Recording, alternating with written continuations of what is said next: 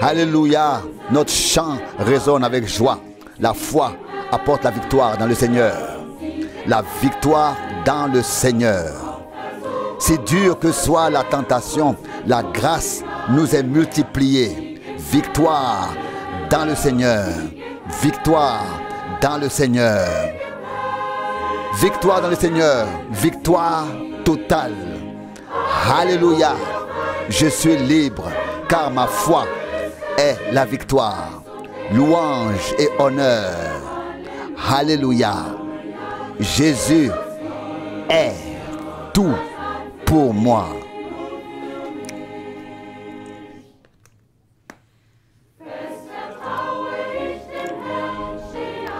J'ai une grande confiance dans le Seigneur. Je me réjouis de sa parole. Victoire dans le Seigneur, victoire dans le Seigneur. La paix remplit maintenant mon cœur. La joie remplace la douleur du péché. Victoire dans le Seigneur. Victoire dans le Seigneur. Victoire dans le Seigneur. Victoire totale. Alléluia. Je suis libre car ma foi est la victoire. Louange et honneur. Alléluia. Jésus est tout pour moi.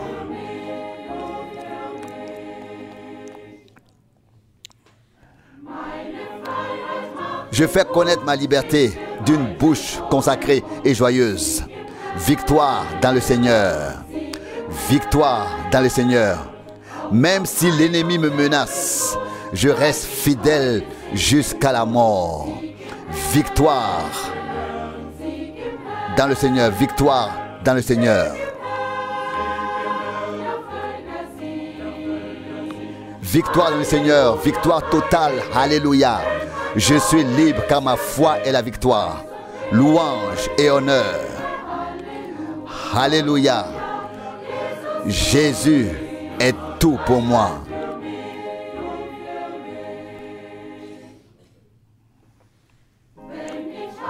Quand j'aurai vaincu le dernier ennemi, victoire dans le Seigneur. Victoire dans le Seigneur. Dans toute éternité, mon chant de gloire résonnera pour lui. Victoire dans le Seigneur. Victoire dans le Seigneur. Victoire dans le Seigneur. Victoire totale. Alléluia. Je suis libre car ma foi est la victoire. Louange et honneur. Alléluia. Jésus est tout pour moi.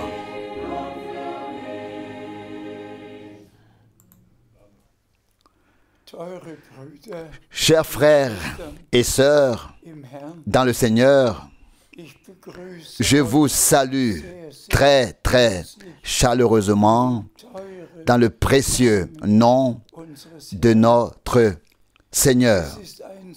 C'est un si grand privilège que nous puissions vivre maintenant, que nous puissions croire maintenant aux promesses pour notre temps, que nous puissions prendre part maintenant à ce que Dieu fait actuellement.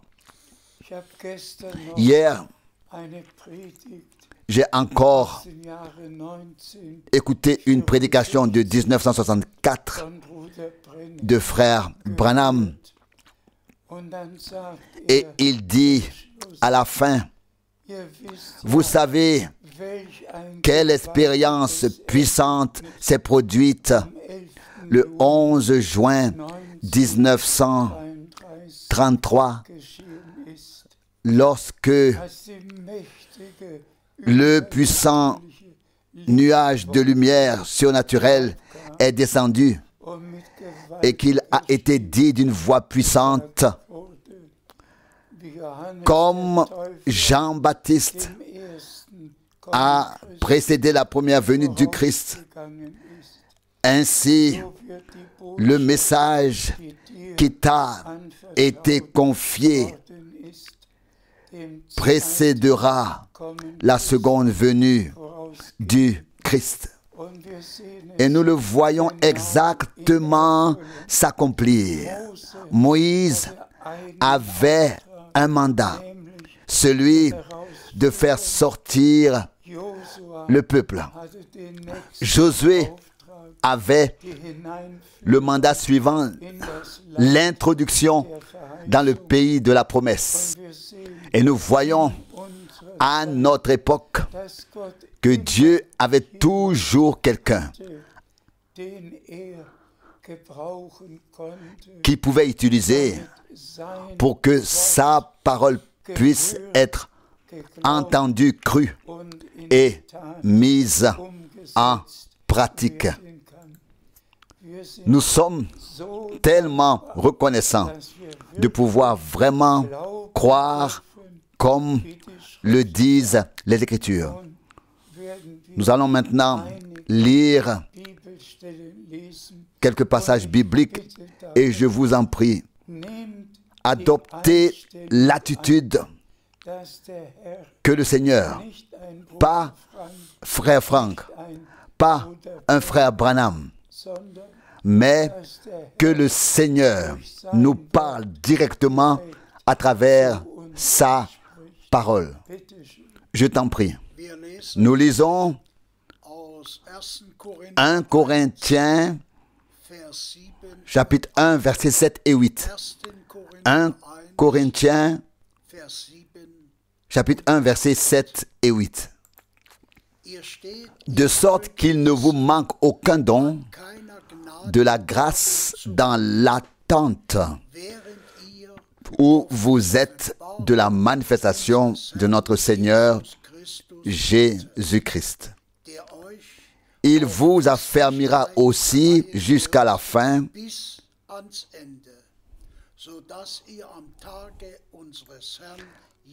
pour que vous soyez irréprochables au jour de notre Seigneur Jésus-Christ.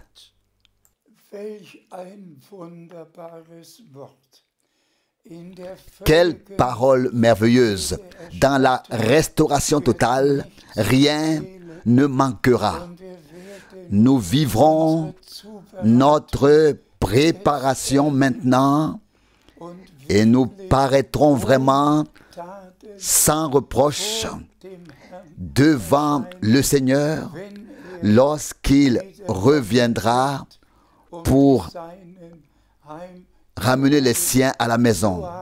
C'est ce que nous avons lu et c'est ce qui se passera. Loué et exalté soit notre Seigneur. Je t'en prie. Nous lisons Actes des Apôtres, chapitre 14, verset 22. Actes des Apôtres, chapitre 14, verset 22.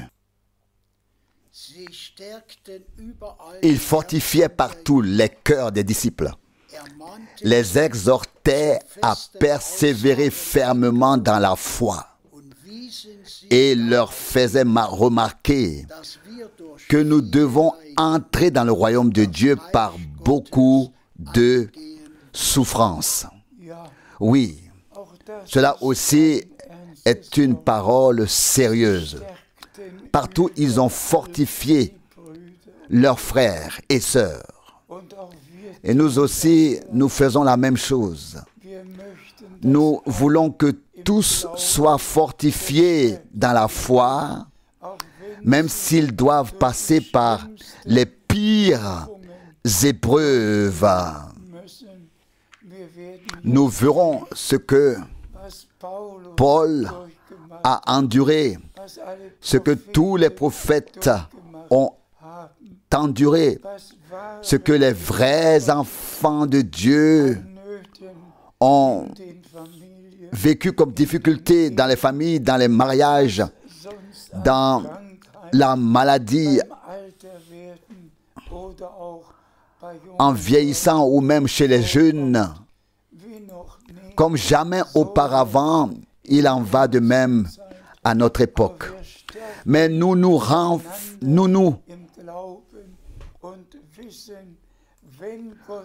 renforçons mutuellement dans la foi Et nous savons, si Dieu permet quelque chose, il veille à ce qu'il y ait une issue pour que nous puissions le supporter. Avec Dieu, toutes choses sont possibles. Et nous atteindrons le stade où les miracles de guérison se produiront directement sous nos yeux. Le Seigneur est le même aujourd'hui et nous en sommes reconnaissants. Soyez réconfortés dans vos besoins au nom du Seigneur. Je t'en prie. Nous lisons 2 Corinthiens 11, versets 24 et 25. 2 Corinthiens 11, versets 24 et 25. 5 fois j'ai reçu des Juifs 40 coups, moins 1. Verset 25.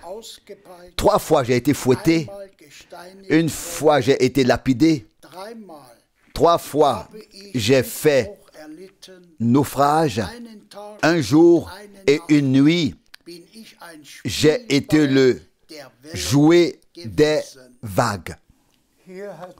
Paul a énuméré ici les épreuves qu'il a dû traverser parce qu'il était un prédicateur de la parole de Dieu.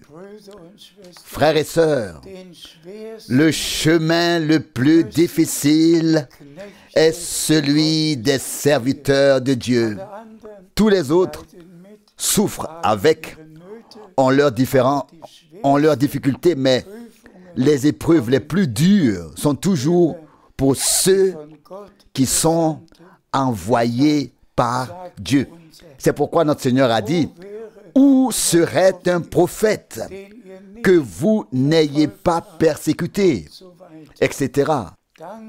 Remercions le Seigneur de nous avoir portés à travers les épreuves les plus difficiles, afin que les élus atteignent le but. Frères et sœurs, il nous suffit de seulement remercier et de faire confiance au Seigneur, sachant qu'il accordera une sortie à tout cela glorieusement. Je t'en prie. Nous lisons 2 Corinthiens 12, verset 10. 2 Corinthiens 12, verset 10. C'est pourquoi je suis joyeux dans les faiblesses, dans les mauvais traitements, dans les situations de détresse, dans les persécutions et les afflictions que je subis à cause de Christ. Car c'est précisément quand je suis faible que je suis fort. Que le Seigneur soit remercié. Il est passé par toutes ces épreuves, par toutes ces persécutions, mais frères et sœurs, si nous pensons à notre Seigneur et Sauveur bien-aimé,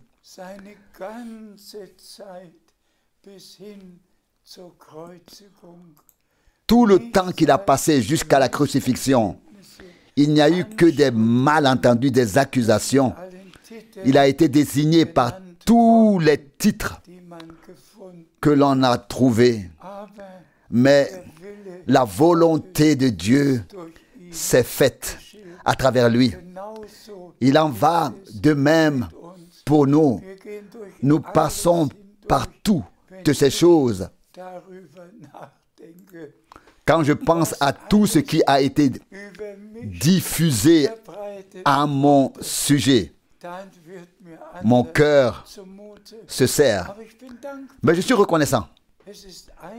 Il se trouve simplement que les vrais serviteurs de Dieu doivent passer par les accusations les plus graves, les pires calomnies. Tout ne peut pas être pire que ce que les serviteurs de Dieu ont vécu. En 1979, en 1979, on a dit qu'il était adultère, qu'il était homosexuel, qu'il était l'antichrist, qu'il était le séducteur de l'épouse. Tout a été diffusé, même par écrit. Mais rien n'a changé en moi.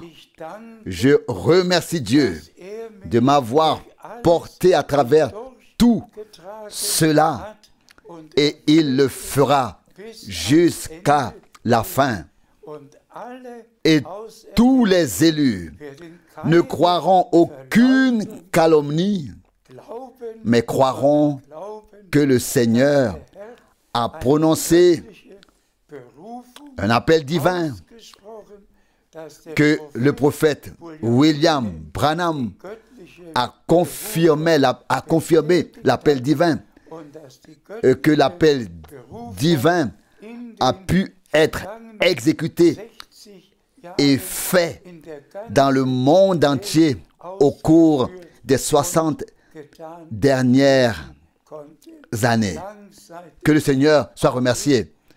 Moi aussi, j'ai traversé les épreuves les plus difficiles. Poursuivons notre lecture. Frère Borg, s'il te plaît. Nous lisons Jacques 5, verset 11. Jacques 5, verset 11. Voici, nous disons bienheureux ceux qui ont souffert patiemment. Vous avez entendu parler de la patience de Job et vous avez vu la fin que le Seigneur lui accorda. Car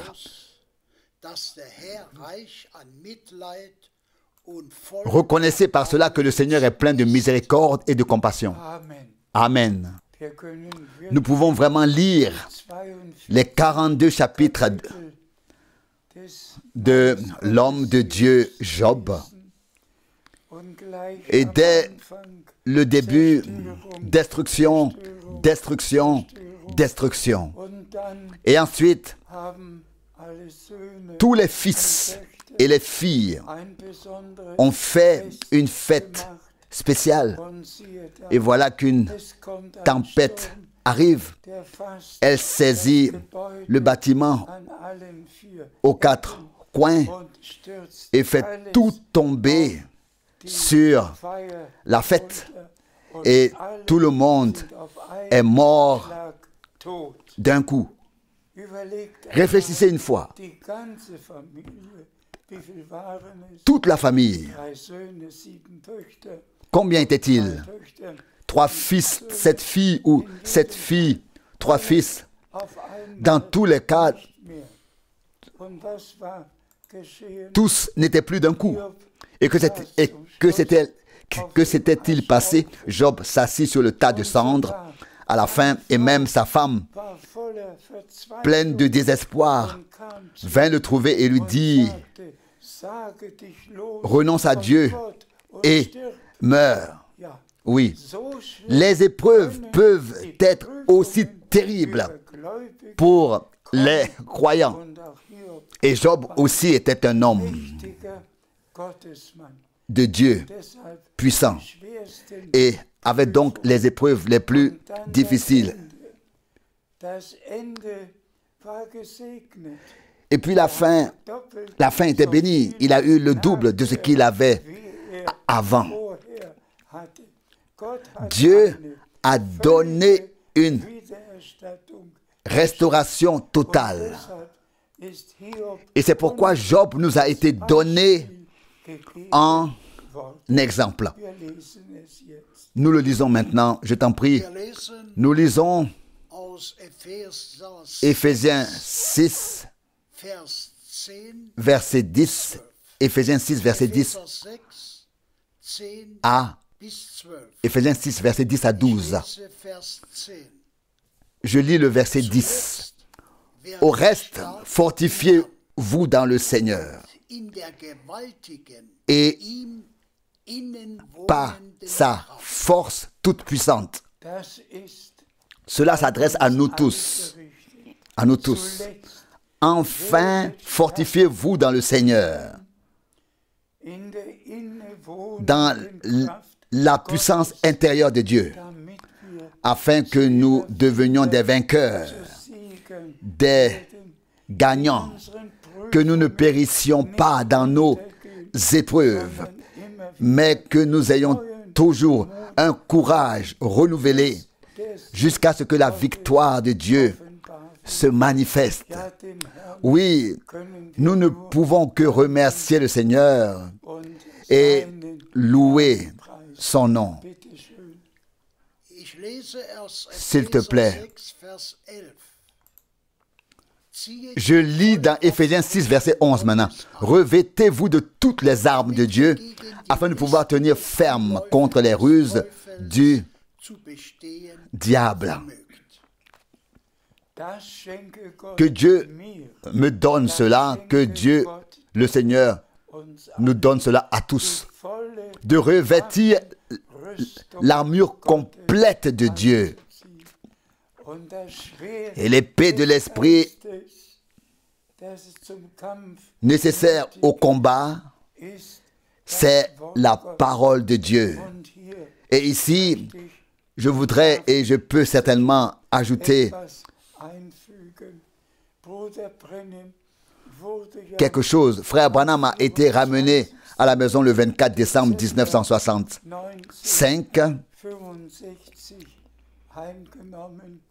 Je l'ai vu monter sur la nuée surnaturelle.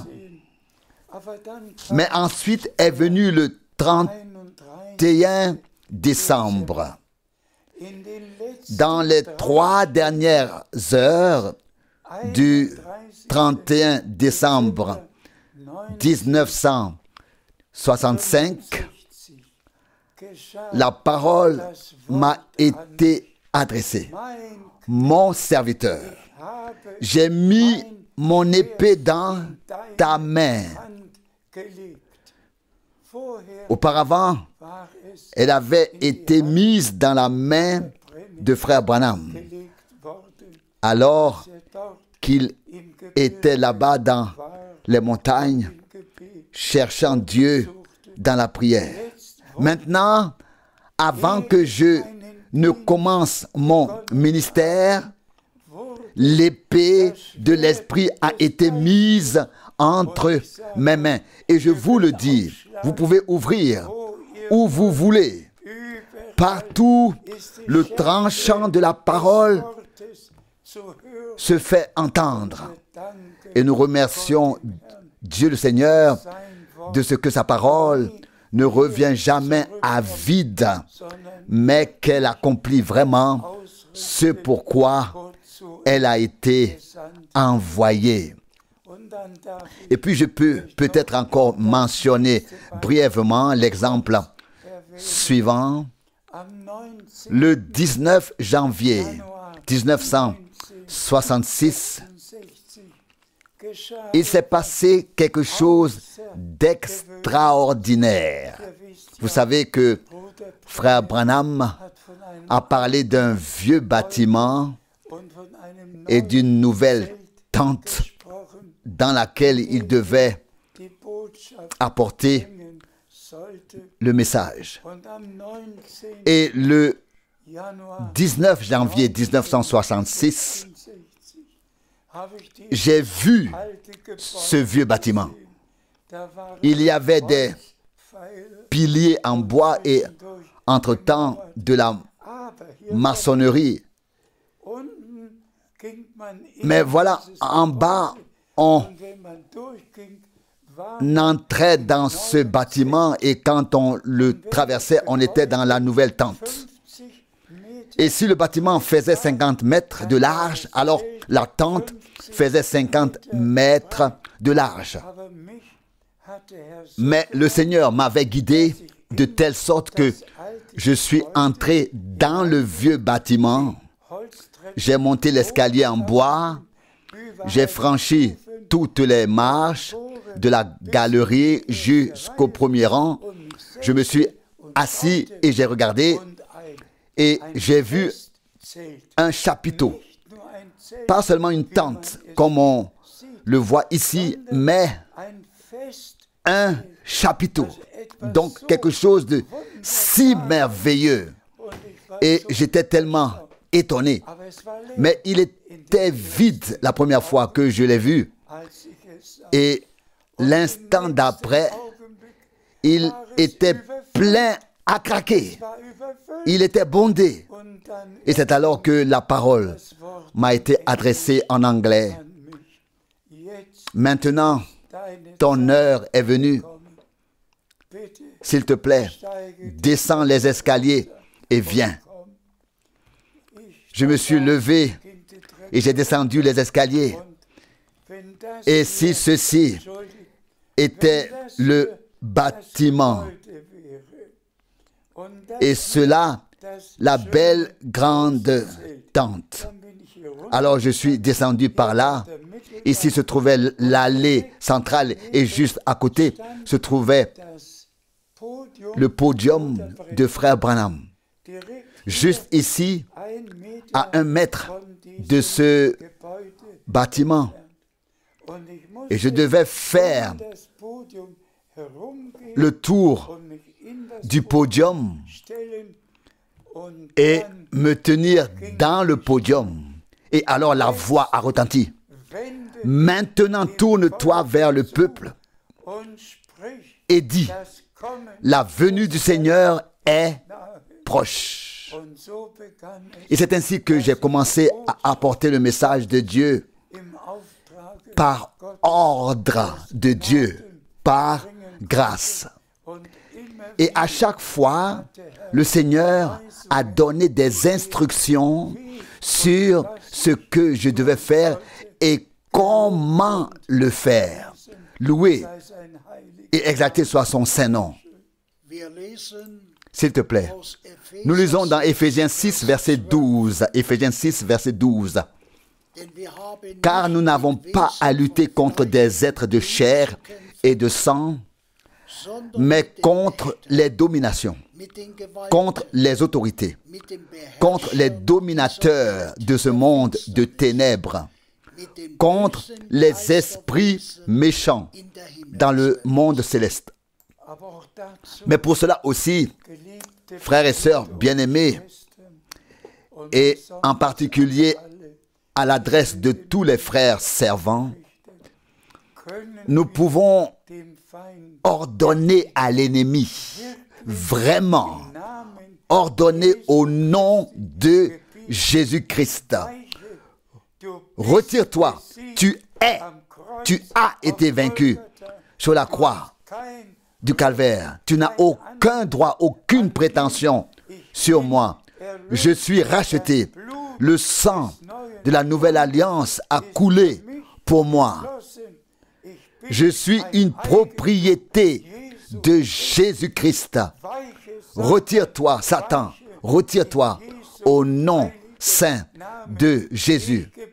Je te l'ordonne en vertu de l'autorité, de la procuration, de la parole du Dieu vivant. Nous devons simplement avoir le courage, frères et sœurs, vraiment dans la foi. Dans la foi. C'est d'ailleurs pour cela que vient la prédication. La foi vient de la prédication. Et que de cette prédication vienne la foi véritable, vivante, efficace, que Satan doit prendre en compte. Il y a une foule rachetée par le sang. Il y a une épouse de l'agneau de Dieu. Il y a les rachetés dans lesquels il n'a plus aucune part. Que Dieu utilise vraiment aussi cette simple prédication à cet effet. Car c'est ainsi qu'il est écrit. La foi vient de la prédication. La prédication vient de la parole de Dieu. Alléluia. Alléluia.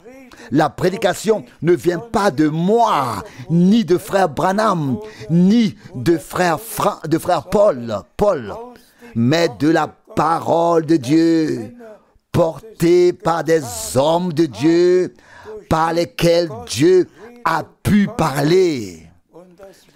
Et la parole ne revient pas à vide, même maintenant et aujourd'hui.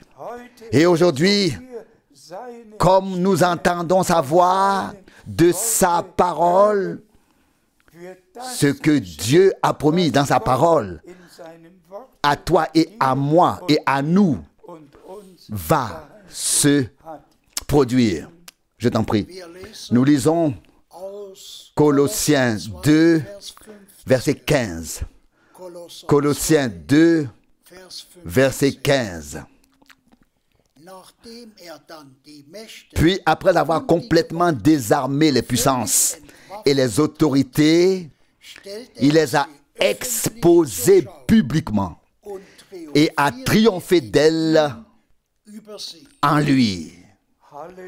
Alléluia. Frères et sœurs, c'est le fait divin de la victoire qui s'est produite sur la croix du Calvaire. Notre Rédempteur a versé son sang, le sang de la nouvelle alliance. Nous avons été rachetés, nous sommes une propriété du Seigneur. Satan n'a plus aucun droit sur nous. Nous avons été rendus libres, détachés de toutes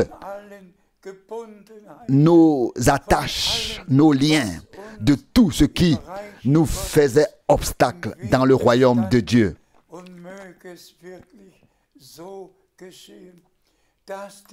Et puisse-t-il vraiment en être ainsi que la victoire de Dieu se manifeste aussi dans notre vie personnelle, chez tous les jeunes, chez nous tous, que nous n'appartenons pas à ce monde, mais que nous sommes une propriété du Seigneur, et que sa victoire est notre victoire, et que son triomphe est notre triomphe, car ils ont vaincu par le sang de l'agneau et par la parole de leur témoignage. Il faut que la sainte parole de Dieu devienne le témoignage vivant de Dieu dans la foule des rachetés par le sang. Et que le Seigneur puisse achever son œuvre par nous. Alléluia. Je t'en prie. Nous lisons Jean 17, verset 6. Jean 17, verset 6. J'ai révélé ton nom aux hommes que tu m'as donnés du milieu du monde.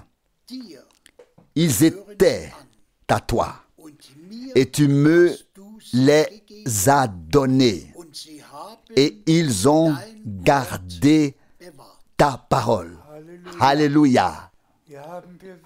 Nous avons ici encore un résumé de ce qui s'est réellement passé. J'ai révélé ton nom à ceux que tu m'as donnés du milieu du monde. Ils t'appartiennent. C'est à moi que tu les as donnés, a dit notre Seigneur. Et ils ont gardé ta parole. Alléluia. Ils ont gardé ta parole. Nous allons encore lire brièvement quelques versets et aller plus loin. Nous lisons Jean 17, verset 9. Jean 17, verset 9. C'est pour eux que je prie. Je ne prie pas pour le monde, mais pour ceux que tu m'as donnés parce qu'ils sont à toi. Alléluia. Très brièvement, ils sont ta propriété. Ils t'appartiennent. Loué et exalté. Tu appartiens au Seigneur. Loué soit le nom du Seigneur.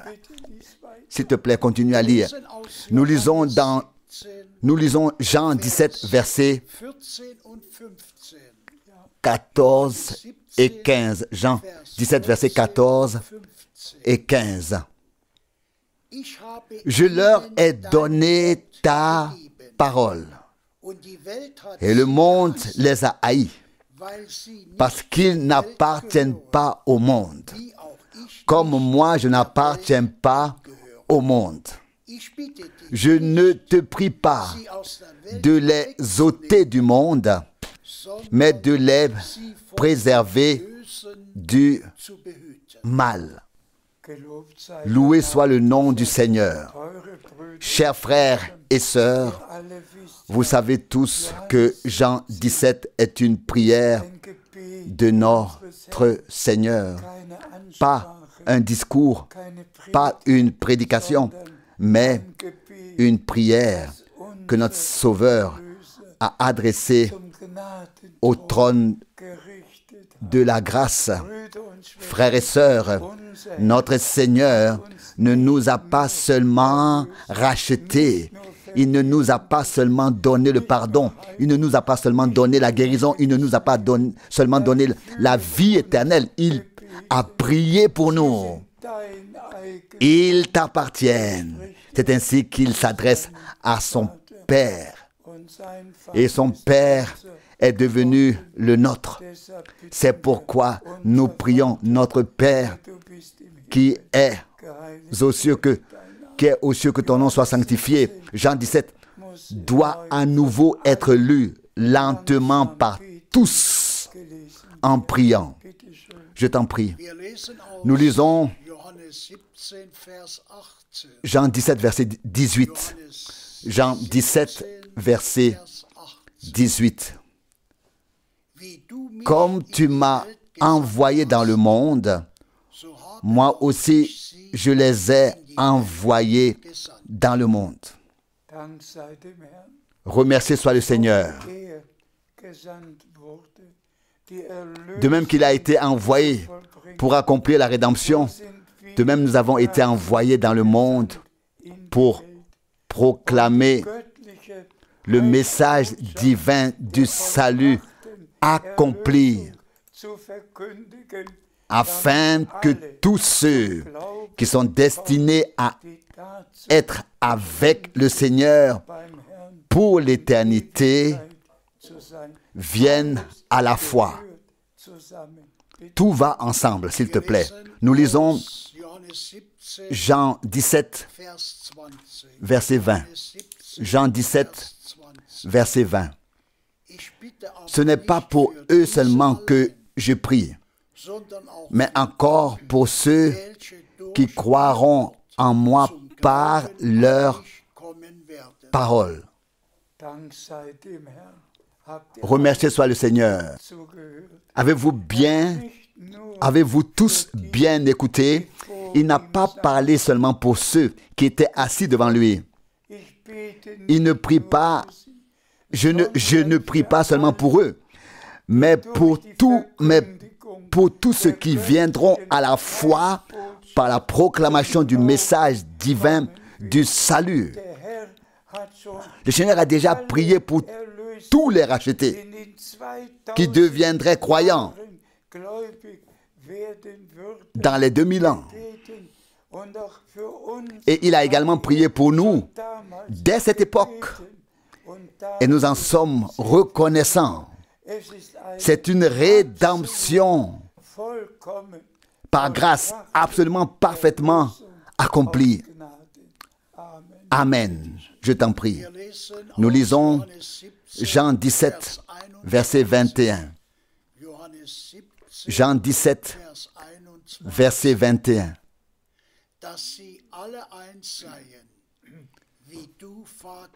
Afin que tous soient un, comme toi, Père, tu es en moi, et comme je suis en toi. Fasse qu'eux aussi soient un en nous, pour que le monde croie que tu m'as envoyé. Que le Seigneur en soit remercié, afin que tous soient un, pour qu'il n'y ait pas de division, pas d'opinion, que rien d'étranger n'y entre, mais que seule la parole de Dieu soit crue et pratiquée dans l'obéissance, afin qu'ils soient tous un. L'unité dans l'esprit est le résultat divin dans les rachetés, afin qu'ils puissent se manifester avec toute sa puissance. Au début, l'Église était un seul cœur et une seule âme. Et c'est pourquoi Dieu a pu se manifester si puissamment que tous ceux qui ont leurs propres opinions se taisent, que tous ceux qui entendent maintenant la parole de Dieu n'entendent plus rien d'autre, n'écoutent plus rien d'autre, mais seulement la sainte parole de Dieu, afin que nous parvenions à une unité totale, à une union totale, et que nous vivions la puissante action de l'Esprit de Dieu. C'est la prière de notre Seigneur, et sa prière a été exaucée. Ça, je le crois. Et je crois que l'Église sera restaurée et que tous auront la crainte de Dieu, la vraie foi, les fruits de l'Esprit, les dons de l'Esprit, que tout reviendra au début et qu'il n'y aura absolument aucune doctrine apportant des divisions, mais qu'on n'enseignera plus que ce qui est écrit. Et cela nous unit sous notre chef Jésus-Christ. Que son nom soit loué. Je t'en prie. Nous lisons Jean 17, verset 22. Jean 17, verset 22. Je leur ai aussi donné la gloire que tu m'as donnée, afin qu'ils soient un, comme nous sommes un. Voyez de quoi il s'agit, frères et sœurs? Je leur ai donné la gloire que tu m'as donnée.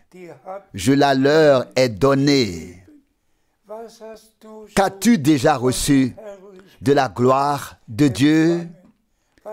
Qu'est-ce que j'ai, qu'est-ce que nous avons? Oh, nous avons besoin de l'action surnaturelle de Dieu au milieu de nous, de la même manière qu'au début, afin que cette prière aussi puisse s'accomplir.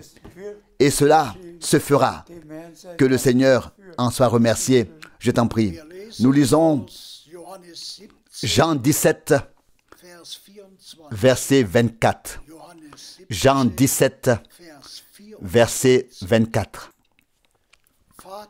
Père, je veux que là où je suis, ce que tu m'as donné soit aussi avec moi, afin qu'ils voient ma gloire, celle que tu m'as donnée, car tu m'as aimé dès avant la fondation du monde. Loué soit loué et exalté soit le nom du Seigneur. Je le dis encore une fois, frères et sœurs bien-aimés, lisez encore et encore la prière de notre Seigneur et demandez-lui en même temps, Seigneur, accomplis-la dans ma vie. Fais que cela se passe comme tu l'as dit dans ta prière, du début à la fin, et comme tu l'as présenté à Dieu. Qu'il en soit ainsi pour nous tous. S'il te plaît, nous lisons Éphésiens 5, verset 20. Éphésiens 5, verset 20. Rendez continuellement grâce à Dieu le Père pour toutes choses, au nom de notre Seigneur Jésus-Christ. Cette parole aussi, frères et sœurs, bien-aimés, nous voulons la rapporter au début de cette méditation sur la parole. Rendez grâce à Dieu en toutes circonstances, dans toute épreuve, à travers tout ce que nous devons traverser, pendant toute maladie, pendant tout. Rendez grâce à Dieu en toutes circonstances, car c'est ainsi qu'il veut que nous ne doutions pas, que nous ne nous découragions pas, mais que nous rendions grâce. Parce que le Seigneur trouvera une issue à tout cela de manière glorieuse et manifestera sa victoire. S'il te plaît, nous lisons le dernier passage biblique d'Hébreux 10, versets 36 et 37. Hébreux 10, versets 36 et 37. Car vous avez besoin de persévérance, afin qu'après avoir accompli la volonté de Dieu, vous obteniez ce qui vous est promis.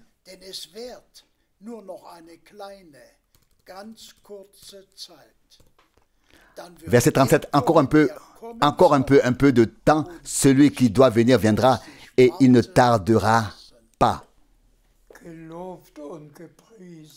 Loué soit notre Seigneur. J'aimerais lire ce passage biblique à la fin de chaque prédication et le recommander dans le cœur de tous.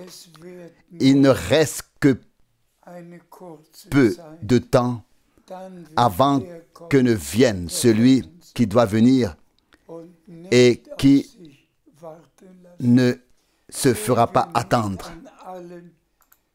Ne voyons-nous pas, frères et sœurs bien-aimés, tout ce qui se passe sur la terre? Les signes des temps ne sont-ils pas un langage clair?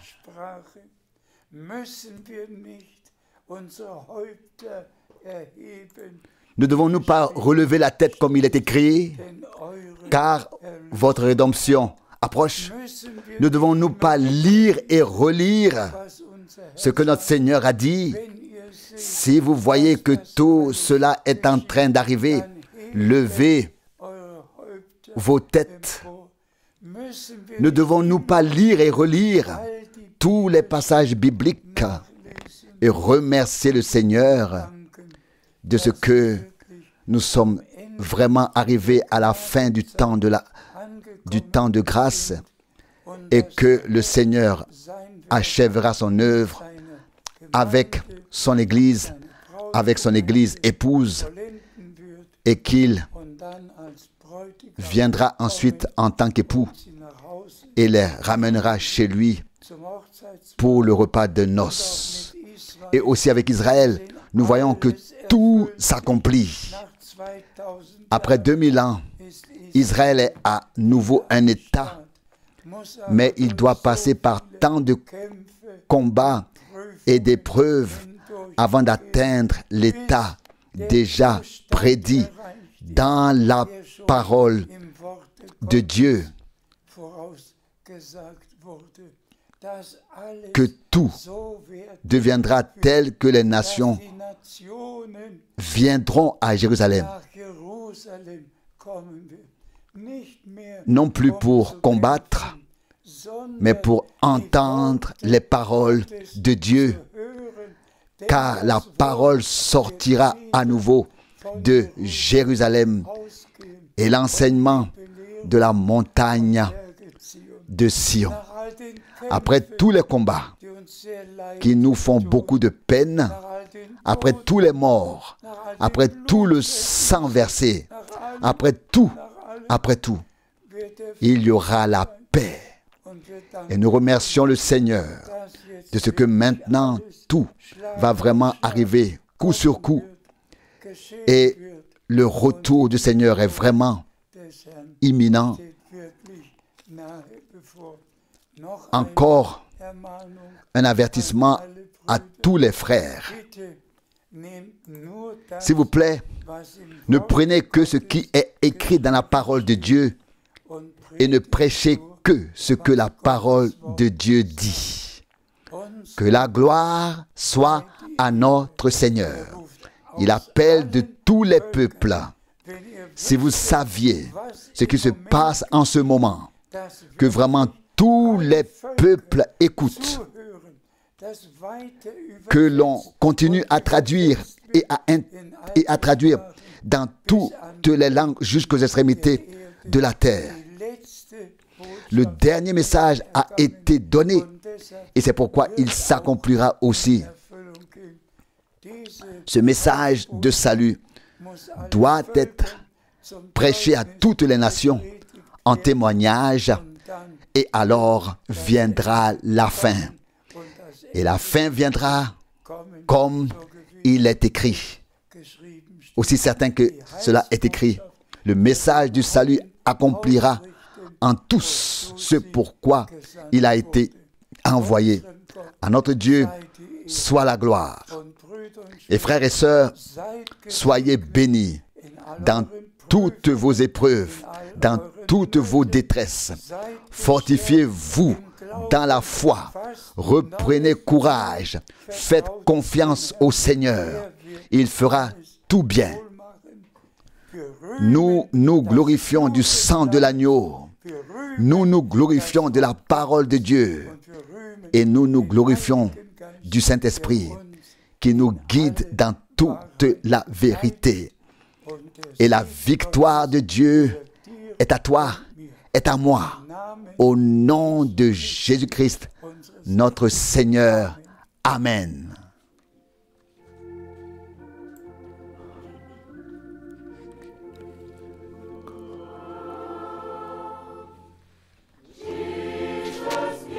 Jésus, garde-moi près de la croix.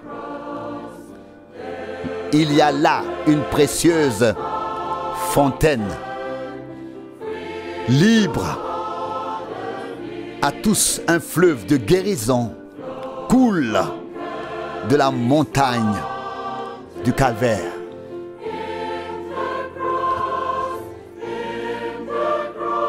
À la croix, à la croix. Dans la croix sera toujours ma gloire. Jusqu'à ce que mes âmes ravagées trouvent le repos au-delà du fleuve. Près de la croix, une âme tremblante, l'amour et la miséricorde m'ont trouvé.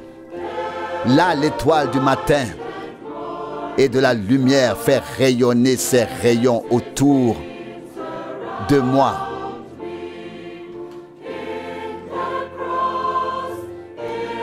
Dans la croix sera toujours ma gloire.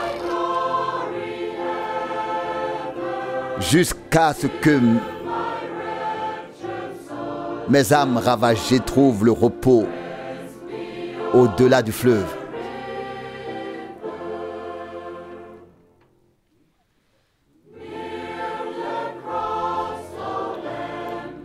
Près de la croix, ô agneau de Dieu, fais-moi voir ces scènes.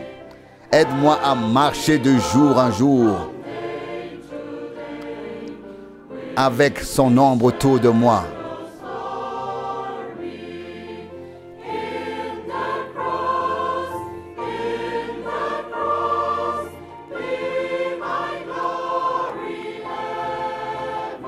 Dans la croix sera toujours ma gloire, jusqu'à ce que mes âmes ravagées trouvent le repos au-delà du fleuve.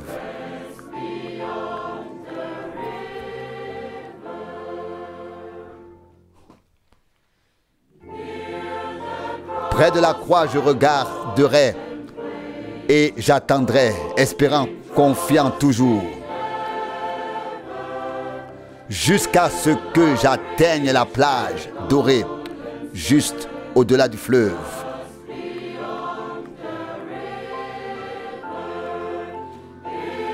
Dans la croix sera toujours ma gloire, jusqu'à ce que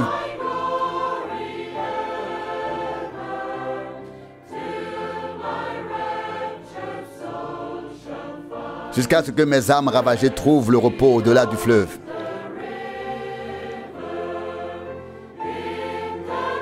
Dans la croix sera toujours ma gloire, jusqu'à ce que mes âmes ravagées trouvent le repos au-delà du fleuve.